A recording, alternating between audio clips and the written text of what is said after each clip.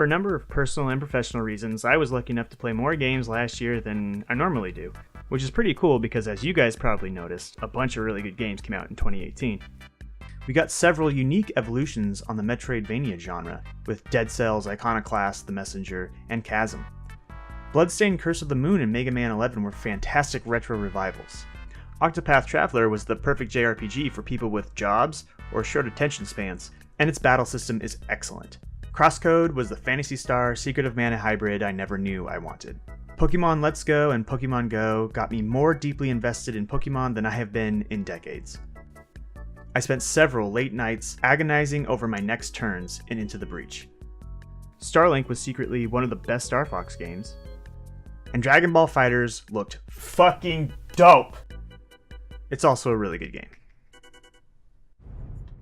I also want to recognize God of War for being an astonishing artistic and technical achievement, even if I didn't actually like the game all that much. It deserves all the praise and criticism it received in 2018, and I totally understand and appreciate why so many people call it the best game of the year.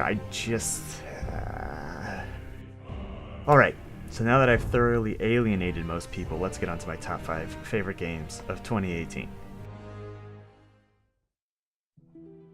I've bought Dark Souls on like every console it's ever been available on, and this year I even purchased the Dark Souls Trilogy Collection for the PS4. Did I actually play it?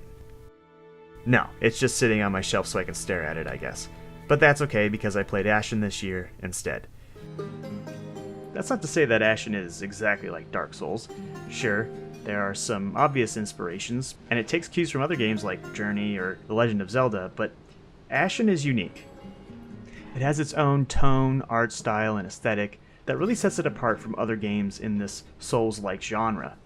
I think what surprised me most about Ashen is that it's a game about hope, which is in stark contrast to most other games that invite the Dark Souls comparisons.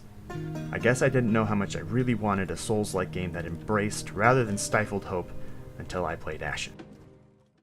Hollow Knight may have been originally released on the PC in 2017, but since it arguably saw its greatest success after being ported to the PS4 and Nintendo Switch in 2018, I'm including it on this list because I love it. I love it so much. It's been ages since I played a Metroidvania game that understands and builds upon the genre's two namesakes, Super Metroid and Castlevania Symphony of the Night, as well as Hollow Knight does. The last game that did it anywhere near as well, in my opinion, was Shadow Complex, but Hollow Knight surpasses that game thanks to its massive world design, intricate combat, and low-key narrative. Super Smash Bros. Ultimate is basically a museum exhibit in video game form, and one I happen to find very fun to play. What I mean to say is that I had zero expectations for Super Smash Bros. Ultimate. I was interested by the previews, but it was never on the top of my list of anticipated games for this year. In fact, I hadn't really played a Smash Bros. Game since Smash 64, and now I'm here talking about Smash Ultimate as one of the best games of 2018. I can honestly say I did not expect that. Yeah, the game is fun, and I like a lot of the characters from a mechanical standpoint, but the thing that gets me so dang jazzed about this game is how much cool stuff Nintendo managed to force feed down this game's gullet, resulting in a delicious but morally questionable video game nostalgia-flavored foie gras. Dragon Quest XI was the single most pleasant video game experience I had in 2018. I was utterly entranced by Dragon Quest XI's story and characters, and made an effort to savor the journey despite its well-paced plot that had me pining to know what happened next. Trust me, Dragon Quest XI goes some places, and there were some twists that elicited actual out-loud gasping sounds from my mouth. But when I think back to the 80 hours I spent with the game, the feeling that comes to mind is pleasant. Sure, you're on an epic quest to save like all of existence from some real bad dudes, but even when you're facing down a challenging boss or dealing with some surprisingly dark story beats, Dragon Quest XI manages to charm the pants right off you. I've played several Dragon Quest games in the past, but Dragon Quest XI is hands down my favorite, and get your angry comments locked and loaded here, it's in my opinion the best JRPG that has ever been made. There, I said it. Look, I'll be honest, after 2017 gave us the 1-2 punch of Super Mario Odyssey and The Legend of Zelda Breath of the Wild, I didn't think anything this year was really going to stack up. But it was just a few weeks into 2018 before I was completely proven wrong.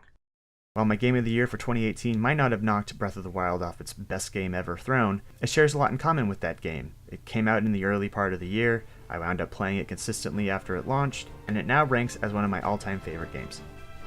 My game of the year for 2018 is Monster Hunter World.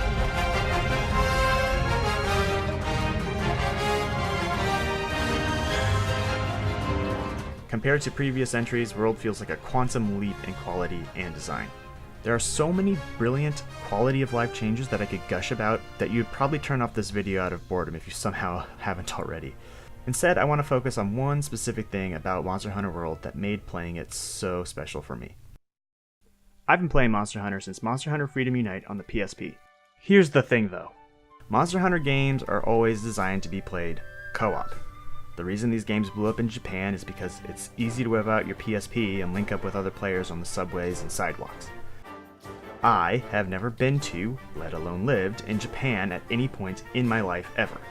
And up until very recently, I did not have any friends who played Monster Hunter or even knew what the heck the series was. Therefore, I played Monster Hunter Freedom Unite Solo, and Freedom Unite 2, and Monster Hunter 3 Ultimate, and Monster Hunter 4 Ultimate. Monster Hunter World is the first time I got to experience the series as it was meant to be played, meaning hunting these very large boys with other people. When I finally teamed up with 3 other players to take down a grumpy T-Rex, it was a revelation, and introduced me to an entirely new aspect of a series I thought I knew so well.